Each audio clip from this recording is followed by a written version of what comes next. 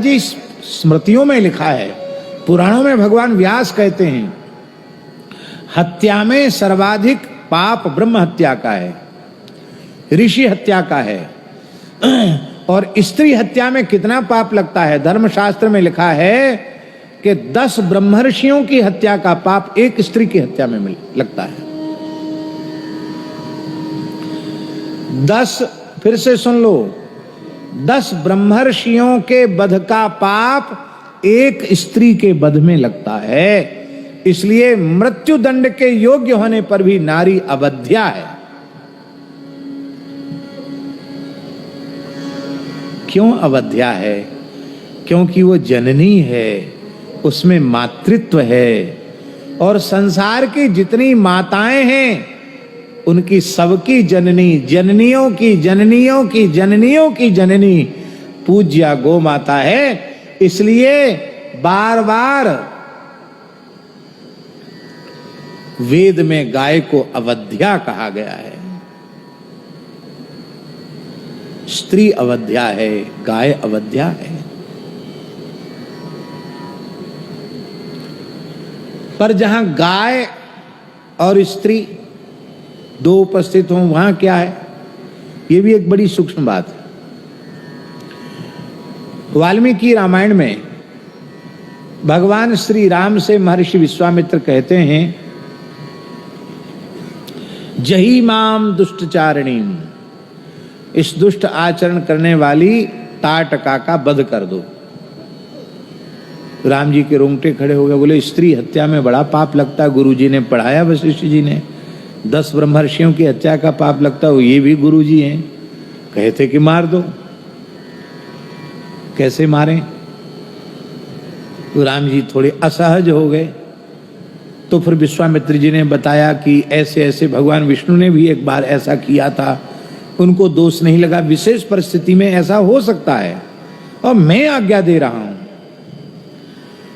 सारी बात को सुन समझकर राम जी क्या उत्तर दे रहे हैं? ये भगवान श्री राम का उत्तर स्वर्णाक्षरों में सारे भारतवर्ष में लिखा देने योग्य है। अरे स्वर्णाक्षर नहीं तो सामान्य रंग से ही घर घर में लिखवा दो। ये महावाक्य है प्रभु श्री राम का, वाल्मीकि रामायण का। भगवान श्री राम कह रहे हैं, क्या कह रहे हैं? बहुत प्यारी बात। गौ ब्राह्मण हितार्थाय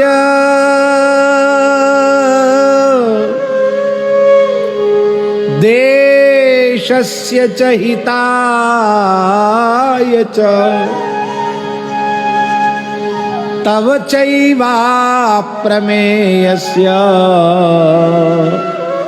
वचनं कर्तुमुद्यतः। बड़ा अद्भुत वाक्य है महाराज जी। भगवान श्री राम कह रहे हैं, गुरुदेव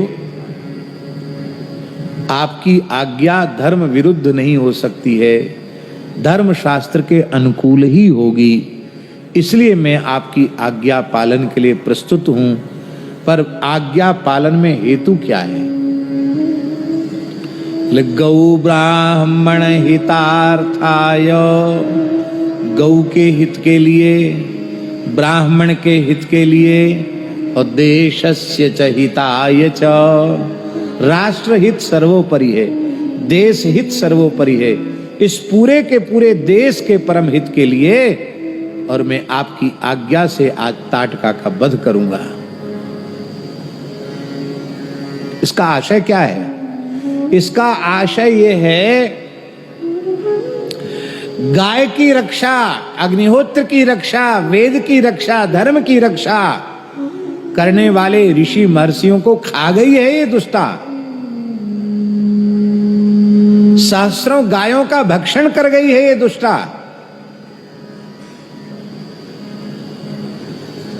इसलिए इसके वध से गौ की रक्षा होगी, इसके वध से ब्राह्मणों की, ऋषियों की रक्षा होगी। और यहां महाराज जी एक विशेष बात है, वर्तमान की विचारधारा और भगवान श्री राम की विचारधारा में यह अंतर आ गया। वर्तमान के लोगों की विचारधारा है कि गाय की बात पहले नहीं होनी चाहिए, धर्म की बात, ब्राह्मण की रक्षा की, ब्रह्मत्व की रक्षा की बात पहले नहीं होनी चाहिए, पहले देश की रक्षा की बात होनी चाहिए। आज की विचारधारा यही है कि नहीं? देश रहेगा तो सब रहेगा, देश ही नहीं रहेगा तो ये सब रहेंगे कहां? इसलिए राष्ट्र रक्षा प्रथम है। पर भगवान श्री राम ये नहीं मानते हैं। भगवान श्री राम मान रहे हैं जिस देश में गाय सुरक्षित है वही देश है, जिस देश में ब्राह्मणों का विप्रत्व सुरक्षित है वही देश है, जिसमें गौ और ब्राह्मण सुरक्षित नहीं है वो राष्ट्र राष्ट्र कहलाने के लायक नहीं है। तो राष्ट्र का राष्ट्रत्व ही समाप्त हो गया, आप रक्षा किसकी करेंगे? तब एक दूसरा प्रश्न हुआ, ब्राह्मण क्यों ले लिया भाई? क्या दूसरे मनुष्य मनुष्य नहीं है? वर्तमान के लोग, उनको ब्राह्मण से तो भारी चिढ़ है।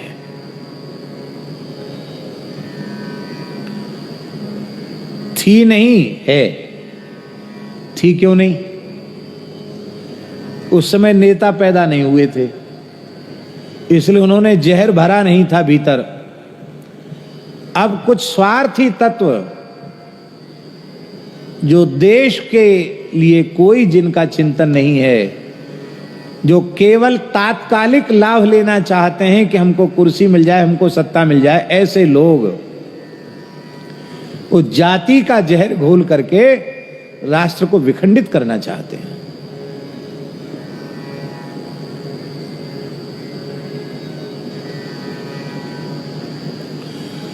ब्राह्मण की बात क्यों कही जाती?